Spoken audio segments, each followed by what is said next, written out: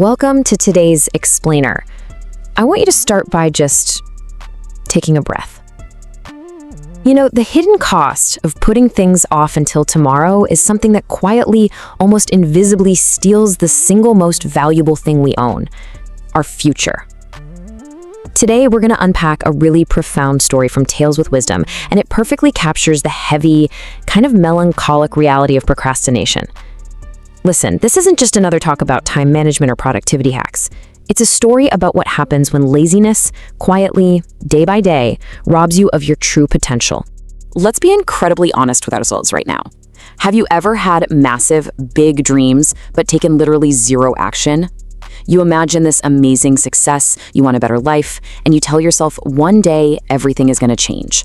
But when it's actually time to sit down and do the work, what happens? You end up scrolling your phone, right? You watch just one more short clip, maybe take a quick nap, or convince yourself, okay, I'll definitely for sure start tomorrow. If you've ever been bursting with ambition but completely paralyzed by inaction, well, this explainer is going to hit very close to home. Okay, let's dive right into this. Section 1, the cost of later. To really understand the anatomy of procrastination, the source material introduces us to a young guy named Jake. Jake is 25 years old, he's healthy, he's strong, and he is undeniably smart.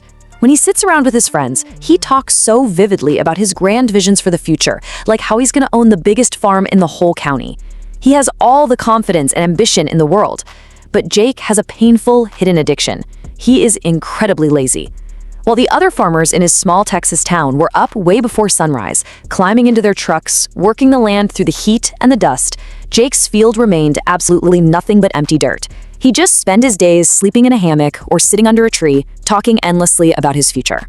His absolute favorite word in the entire English language became later.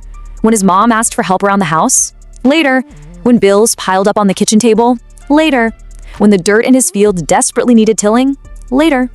But, as you can guess, someday never came. It always starts so innocently with tomorrow, right? But tomorrow inevitably flips to next week, which just rolls right into next month and finally lands in the endless, foggy abyss of someday. As the years started passing by, Jake's delays compounded. Everyone around him was moving forward. His friends were buying homes, they were starting businesses, building their families, but Jake, he stayed exactly where he was, doing absolutely nothing but talking. Deep down, lying awake late at night, just staring at a ceiling, he knew something wasn't right. He wanted success so badly, so why wasn't it happening? So that brings us to section 2, the 2 seeds. This is where we hit a pivotal turning point. One evening, Jake's Uncle Robert came to visit. Uncle Robert was this old, wise, and highly respected farmer. Picture the white beard and the classic cowboy hat. He had worked hard his entire life, and most importantly, he saw right through Jake's empty promises. He looked at Jake's rich, beautiful land and saw no crops, no progress, just dirt. When Jake tried to laugh off his empty field with another promise of, "I'll get to it soon," Uncle Robert didn't even argue. He just returned the next day carrying 2 magical cloth bags. And this brilliantly illustrates the core choice that you and I face every single day. Uncle Robert pulled out 2 seeds. The first was this glowing golden seed of ambition. He explained that the seed could grow into something beautiful, providing food, success, and long-term security. Then, he held up a dark seed, the seed of laziness. Uncle Robert warned Jake that this dark seed grows so much faster, spreading destructive weeds everywhere and choking out everything around it. Uncle Robert placed both of those seeds right into Jake's hands and delivered this incredibly heavy, dramatic realization. The future of your life depends on which seed you feed. He didn't tell Jake what to do. He just left him entirely alone with the raw mechanics of cause and effect sitting right there in his palms. Which leads into section 3, the harvest of laziness. Now, Jake had every intention of planting that golden ambition seed the very next morning. I mean, of course he wanted success. But when morning actually arrived, he felt, a little tired. "I'll just do it tomorrow," he said. And the cycle continued. Tomorrow became next week. Eventually, purely out of boredom, Jake went out and casually tossed both seeds into the dirt. Then he just forgot about them. He went right back to his old routine, sleeping late, watching TV, scrolling his phone, and merely dreaming about his future without taking a single physical step toward it. Several weeks later, Jake finally walked out into his field and his stomach completely dropped. Laziness takes everything. That dark seed of laziness had absolutely exploded across his land. Fast-growing weeds covered everything, wrapping tightly around the fences and destroying the healthy soil. And right in the middle of it all, he spotted the seed of ambition. It was tiny, it was weak, its leaves were turning yellow, and its stem was bent all the way to the ground, practically dead. Uncle Robert actually came back later that day. He's standing quietly next to a totally broken Jake, and he delivers this crushing realization, basically holding up a mirror not just to Jake, but honestly to all of us. Your field looks exactly like your life.